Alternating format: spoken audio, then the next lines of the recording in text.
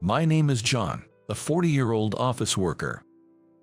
At the prime of my working years, I am extremely busy every day, but I quite like my job. I was thrilled to join a company I strongly desire to work for, and I hold a respectable position there. Currently, I am a manager, and although it's hectic, I find great joy in developing our team. Managing can be quite a challenge, but I believe it contributes to the company, so I dedicate myself to my duties every day. However, due to this lifestyle, my eating habits have become rather poor. For breakfast, I just drink instant coffee at home, skipping food altogether. Sometimes I drink vegetable juice I have stored, deceiving myself into thinking it's healthy. For lunch, I avoid a crowded company cafeteria and nearby diners, as they can be quite expensive. In a way, I am frugal, but some might call me stingy. Thus, I often cut back on lunch, sometimes only having 2 sandwiches. Evenings, since I'm alone, I usually buy some simple pre-made dishes. There's a 24-hour supermarket near my home, so I can stop by even after working late. The reason I'm alone at night is that I'm single. Though single, I'm actually divorced, not someone who has never been married. In the past, my wife grew tired of me and we divorced. At some point, due to my busy work life, I started feeling extremely fatigued, to the point of struggling to get up. Occasionally, I cough or feel chest pain. I suffered from asthma as a child, so I wondered if it had returned. However, there was no wheezing characteristic of asthma, nor did I feel like my airways were constricted. I thought it might be an overreaction. I really dislike hospitals and try to avoid them as much as possible. Hospitals are full of elderly people and waiting rooms are too crowded, making me feel worse just by being there.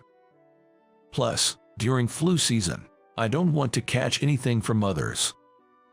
I know I should go to an allergy or respiratory clinic, but finding a good doctor seems like such a hassle. Therefore, I was always clearing my throat, which made others worry about me. Some might even wish I wouldn't spread my illness to them. One day, there was a health check at my company, which I reluctantly attended. I've gained a bit of weight recently, so I dreaded being told to improve my diet for being overweight. Despite being frugal, I often drank alcohol with discounted burger and fries at night, so it was natural to have a belly. At my age, it's not unusual to have a bit of a beer belly. Still, I thought I was doing better than my colleague, James, in that regard. Later, I received my medical checkup results. Seeing the words "needs further examination" on the paper made me nervous. Oh no, I thought, something must be wrong with me.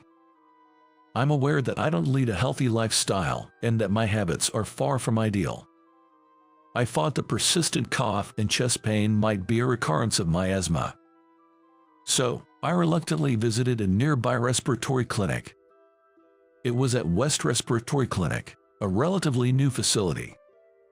As I waited in the reception area, I was called in for my consultation. After some questioning and a basic examination, Dr. West said something concerning. "This is a bit. Is something wrong? There's a white shadow on your chest X-ray. John, you don't smoke, right?" "No, I never thought about smoking since I had asthma when I was young and a weak respiratory system." "I see. Well, it's unlikely to be COPD, and blood tests ruled out an infection, so you should have a more detailed examination." "I see. I'm afraid it might be a serious illness." "What?" "I can't say for sure at this moment, but it's better to suspect cancer just in case." "That's unbelievable," I muttered. Dr. West said this and wrote me a referral to a general hospital. I think Dr. West was almost certain of the diagnosis. And deep down, I had a sneaking suspicion too. But I couldn't understand why I, who never smoked, would get lung cancer. I knew not every lung cancer patient is a smoker, but I never thought I'd get it. Despite my unhealthy lifestyle, I irrationally believed I would always be healthy. I took the referral and went to the general hospital on the scheduled day. I've been here before for asthma as a child, but I hate it for its crowdedness. Hearing that billing alone can take 30 minutes, I was irritated after registering. Despite having a referral, I ended up waiting an hour and a half. This being a major city, it's understandable due to the population. The hospital's proximity to new housing areas probably contributes to the high patient turnout. Upon entering the first consultation room, I was greeted by Dr. Davis, who appeared quite young. He looked to be younger than me, probably around 35 years old. I couldn't help but worry about his youthfulness. Somehow, I had always felt more comfortable with doctors in their 40s or 50s, seasoned veterans. "Hello, I'm Tom from the respiratory department. You're John, right? Have your symptoms improved?" "No, I feel like they're getting worse." "Do you feel short of breath?" "Yes, a bit. I thought it might be asthma again." "You have a history of asthma from childhood, right? Let me listen to your chest and back."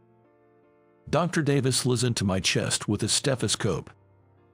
Asthma is usually easy to detect by listening to the back. No wheezing and no retraction of the ribs. Let's do a detailed examination. Order for chest CT, MRI, and this too, please.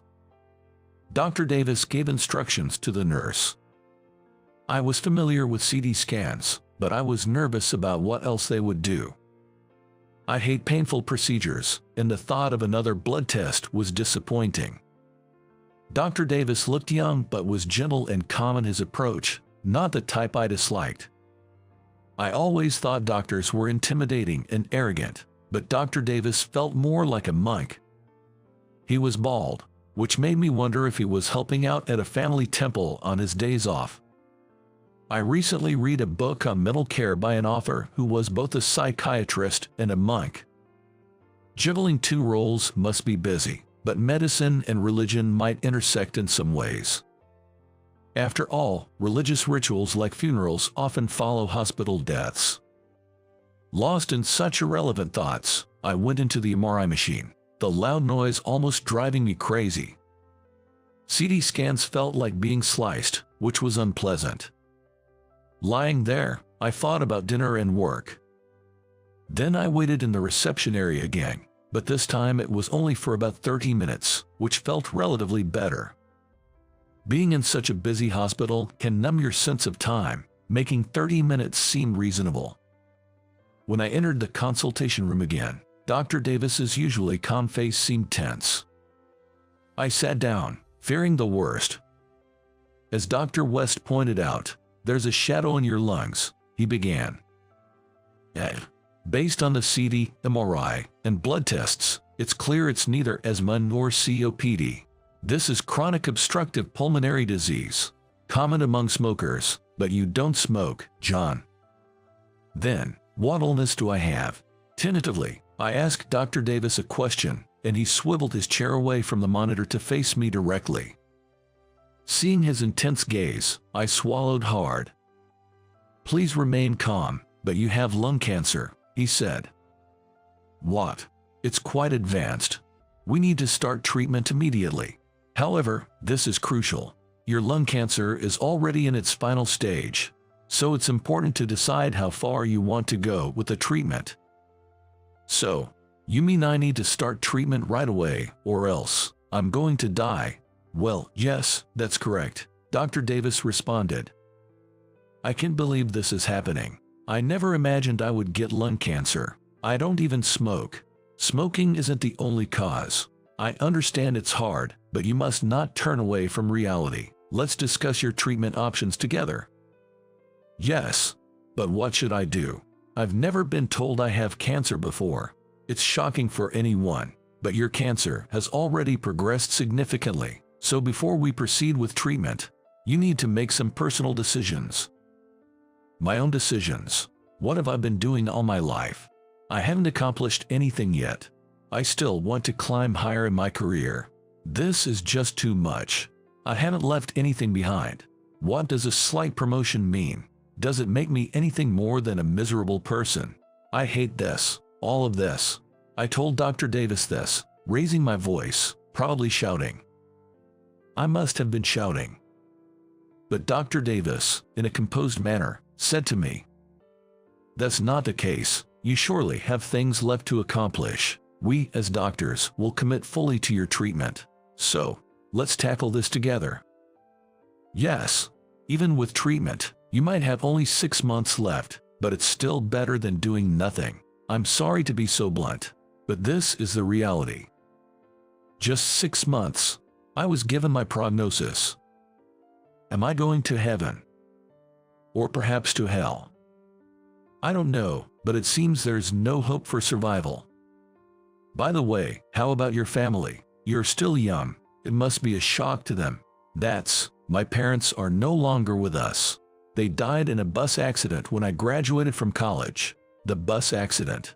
Do you know of it? Yes, I'm aware of it. My parents were on that bus. They were coming to visit me when I moved here for a job, and then the bus overturned. There were many casualties, and my parents never returned. I'm so sorry to hear that. I shouldn't have asked. My apologies. No, it's okay. I brought it up. Then, do you have any siblings or a spouse to rely on? I'm an only child, cherished and raised by my parents, and I'm divorced, with no wife or children, truly alone. I told Dr. Davis, who looked very sad. He probably felt pity for me, facing the afterlife alone. I thought doctors, having witnessed many people's end, would be used to it. But Dr. Davis genuinely worried about me, suggesting treatments and hospice care. During all this, I felt dazed. Despite Dr. Davis's earnest explanation, nothing registered in my mind. I understood he was speaking, but couldn't comprehend what he was saying. Me, with lung cancer, and in its final stages. On the way home, I let out a dry laugh. Muttering to myself, a passing high school girl said, "That's scary." A man like me, muttering alone, with a vacant look, must seem creepy and scary. But at that moment, I was too preoccupied with my future to care about anyone's comments. Work was a major part of those thoughts. My life has been devoted to work. It's not an exaggeration to say I've dedicated my life to it. Next month, a new project starts, with my subordinate Bob playing a key role. If Bob fails, it's also my responsibility as his mentor. Plus, there's a proposal due the day after tomorrow, adding to my cluttered thoughts. I was worried about what to say to my company. I don't have long to live.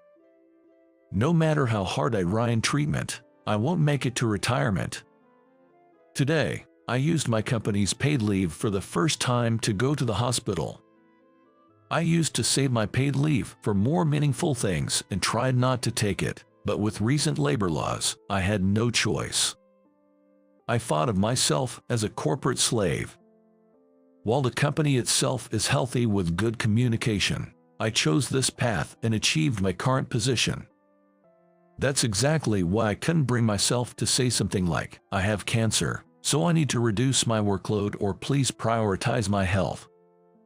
It was a matter of pride as an office worker, or rather, just my silly ego. The next day, I went to the office. I informed the HR department and my direct supervisor that I had terminal lung cancer. They both looked shocked and cast pitying glances my way. Being pitied like that just made things harder for me. I wished they would treat me as usual, but I knew that was impossible. It's difficult not to feel sorry for someone who you know doesn't have much time left. After that, I continued to work as usual. But the cancer took its toll, causing pain and making it hard for me to concentrate on my work. I also suffered from side effects of the medication, frequently experiencing vomiting and diarrhea. My hair started falling out, and my once thick head of hair began to thin, revealing my scalp. At 40 years old, I used to have thicker hair than my peers and colleagues of the same age, but it gradually thinned to the point where my scalp was visible. I remember being horrified when I woke up and found clumps of hair on my pillow. So I ended up using a lot of lint rollers. Hair was falling everywhere, and I found myself having to clean daily with adhesive lint rollers. I can't take it anymore. Why do I have to endure such hardship every day just to continue treatment? I hate radiation therapy. I'm just a burden to everyone at work, and they all pity me. What am I doing? I want to end this. There's no point in living anymore. After all, I'm going to die soon. I had lost the will to live. But when I saw Dr. Davis at my next appointment, he gave me courage. Turns out, Dr. Davis's family home was indeed a church. Although I never believed in religion, listening to him made me appreciate Christian. So, I read a beginner's book on Christian and found it surprisingly interesting. It was written by someone named Kenneth Davis, who turned out to be Dr. Davis's father. While I'm not a devout Christian, it gave me something to hold on to. It seems that when humans face their end, they seek salvation. For me, it was this introductory book on Christian, but for others, it might be God or Jesus. And maybe, when it's our time, we want to reconnect with those we've drifted apart from. Learning that the phrase treasure every encounter, for it will never recur, comes from Christian made me think, well, now that you mention it, it's the meetings that make the farewells. I have an ex-wife, and I started to wonder how she was doing. Our meeting was fate. At a mixer, I was sitting alone when Emily, my ex-wife, started talking to me. Back then, there were no cell phones, so our phone bills were astronomical, but we used to call each other every day to catch up. Nowadays, with apps like WhatsApp, you don't have to worry about call charges, and there are even budget plans for calls. We fell deeply in love and got married, but I got absorbed in my work and neglected our home, letting Emily to lose patience with me. Emily was a translator working from home. She was excellent in French but struggled with building relationships, having faced mild harassment at her previous workplace. At that time, I didn't listen to her properly. I was too busy asserting that I was the one earning more and facing hardships. Then, Emily quit her job to work from home as a freelancer, but I thought it was easy for her since she was at home. She would stay up late working, sometimes even pulling all-nighters. Yet, I arrogantly believed I was superior because I was climbing the corporate ladder. Looking back, I was a terrible person. I wanted to tell her that my life wouldn't be long now. I wanted to apologize for not cherishing her when we were married. So, I decided to call Emily. If she had changed her number, I wouldn't be able to reach her. After 6 years since our divorce, I wasn't sure, but the call went through. Hello, it's me, John. Yeah, I know. I can see your name. How are you doing? There's something I want to say. What is it? I've got cancer. My time left is short. I was given 6 months to live at the general hospital, and it's been 2 months since then. So I guess I have about 4 months left. No. Emily's voice sounded a bit strained. Even though we were divorced, we had once been husband and wife. Realizing she was shocked made me feel both a bit happy and sad. Emily, I want to apologize to you. When we were married, I never really listened to you. I thought I was the only one having a hard time, but you had it tough too, working and doing household chores. Yeah. So, I want to meet you one last time. I want to apologize to you in person. Okay, then, let's meet at a cafe on Saturday. Sure, but which cafe? The Ensemble. Ah, I know it. I can get there. See you then. And so, on the following Saturday, I decided to go to Ensemble, the designated cafe. I'm frugal, so I don't go to cafes for my own enjoyment, but I do go there to adjust time before meeting clients. Our company is quite generous with the sales team, covering such expenses. The cafe has a calm atmosphere with a retro interior, and it even has a kids menu, so sometimes there are mom gatherings. The cafe had a retro and serene interior. As I approached with nervous steps, I saw Emily through the window. When she noticed me, she came to the entrance to greet me. "Thanks for coming." "No, I was the one who wanted to meet. Sorry for springing this on you suddenly. It must be confusing. An ex-husband with cancer. I have terminal lung cancer, and because of the medication, my hair has fallen out. I'm wearing a wig now." "I see. Haha, I guess I didn't want to look bad in front of you, my ex-wife. I dressed up.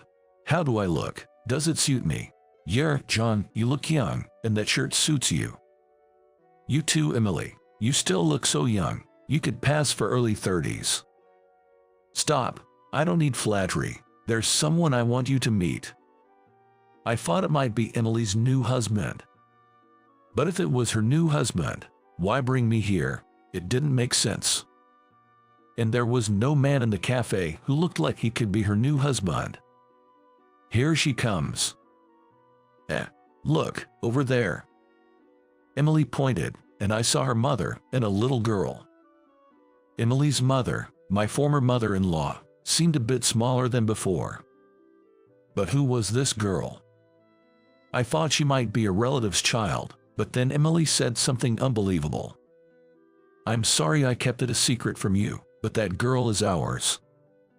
Wait. When we split up, I was in the early stages of pregnancy and didn't even show yet.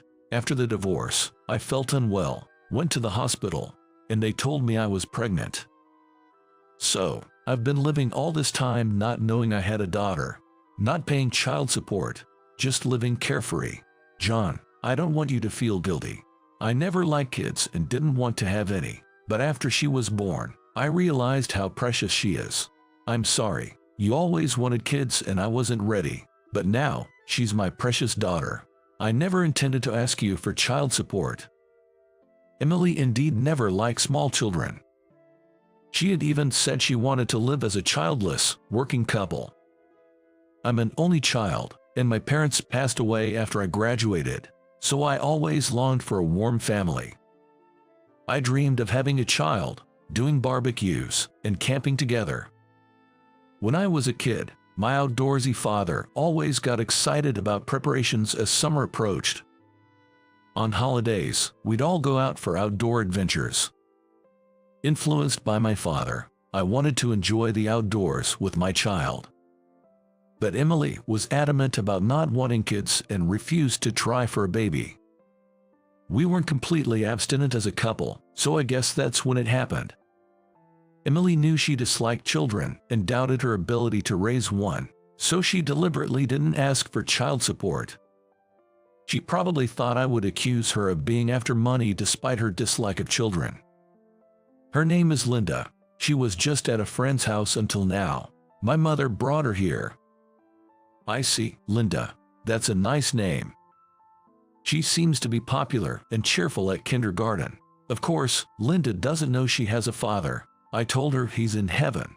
I'm sorry for lying." "No, it's okay. I haven't done anything for Linda until now, anyway.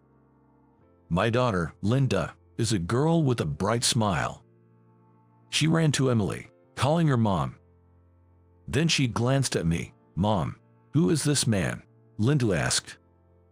"This person is." Emily seemed hesitant to say anything. She couldn't tell her I was still around and not in heaven. Seeing Emily in trouble, I quickly answered. "Nice to meet you, Linda, right? I'm a relative, Uncle John." "Really? A relative? Huh? Have we met before, or do you live far away?" "Yeah, I live in a faraway city. I've been too busy with work to meet you until now, but I'm happy to meet you, Linda." "Yay, I am happy to meet you too. You seem kind. I'm nice to everyone at kindergarten. I can read now, so I read picture books to them." "Is that so? You can read already? That's great. Did Mom teach you?" "Yes, we have alphabet cards in the bathroom. I love baths. I learned it by playing quizzes with Mom in the bath." "I see. You'll be fine in school then." "When I go to school, I'll study hard. I saw a doctor drama recently. It was a bit difficult, but it was about doctors treating a disease called cancer. I'm going to study a lot and become a doctor after I graduate from school. Then I can cure people with cancer." That's amazing. Linda seems precocious, already watching dramas. Girls often mature early, playing with makeup and watching dramas with their parents from a young age. I remembered there was a medical drama recently. I think it was called Go For It, Doctor. Inspired by the doctor in the show, Linda wants to become a doctor in the future. I've seen bits of that drama. The protagonist, a doctor, performs complex surgeries.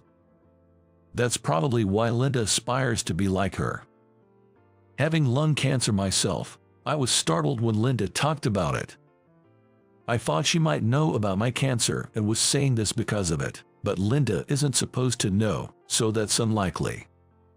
If Emily had told her, it's passable, but I don't think Emily would do that. She was just innocently sharing her dream. When's your birthday, John? I'm good at drawing, so I'll draw a portrait for you. Come on. I won't be here for my next birthday. I probably won't be in this world by then. I forgot when my birthday is. That's weird. How can you forget your own birthday? Well, I'm old now, so. Mom, you remember your birthday, right? Yes, I do. My birthday is soon. It's June 20th. Is that so? That's practically next week, I thought. I hadn't prepared a gift for my daughter Linda. After all, I didn't even know I had a daughter. Then, maybe I should prepare something for Linda. What would you like, Linda? I want a daddy. My daddy went to heaven, Mom said. She said he's in the sky and we can't see him anymore, right, Mom? Yes, that's right. But, you know, I still want a daddy. All my friends have dads who play with them. I don't have one, so no one can give me piggyback rides. I see. But you can't really buy dads at a store, can you? Dads for sale at a store. That would be weird, John. I think my smile was a bit strained. My heart felt unbearably heavy. I can't blame my ex-wife Emily for lying. After all, I was the one who neglected our family and didn't listen to Emily, leading to our divorce. And now, I can't just arrogantly say, then, I'll be your dad, or I am your dad. It felt like my heart was about to burst, so I brushed it off lightly. Then, Linda laughed heartily. Her smile was somehow bittersweet, increasing the ache in my chest. This pain wasn't from my illness. While my lung cancer does cause chest pain, it was Linda's words that made my heart feel crushed with sorrow. Then, I can't be a dad, but if you're okay with me, let's go play now. Really? Is Mom coming too? Yes, I'll come along, Emily said. Yay, let's go to the park. First, let's eat something. You haven't eaten yet, right? I'm hungry. I'll pay, so you can have a kid's meal. Really? Yay, yay. I want the one with the flag. You can have a juice too. Linda then enjoyed a kid's meal at the cafe. Emily's mother, my former mother-in-law, left soon after, probably knowing about my limited time left. She looked at me with warm eyes. Despite having ruined her daughter, she showed me compassion. I felt sorry for not being a better person when I had the chance. Then, we all went to the park. Watching Emily and Linda play on the slide, my heart warmed. Maybe, just maybe, I could have a family again. And it might be selfish, but it could be a chance to feel like a father once more. But that's just my self-indulgent fantasy. I wanted to reveal that I was her father, but I restrained myself. On Linda's birthday, I met her again and gave her a drawing set. She was really happy about it. Since she wants to be a doctor in the future, I also gave her a children's book titled The Wonders of the Human Body. I hope it will be useful to her someday. John, this is for you. What's this? A letter for you to read at home. Thank you, I'll read it later. When I got home and opened the envelope, this is what was written inside. Dad, thank you. Stay healthy forever. Did I manage to do something for Linda? Even though that birthday present might be my last, I'll watch over Linda and Emily from heaven. Although I might end up in hell for being who I am, I still wish I could gently watch over them from the sky if possible.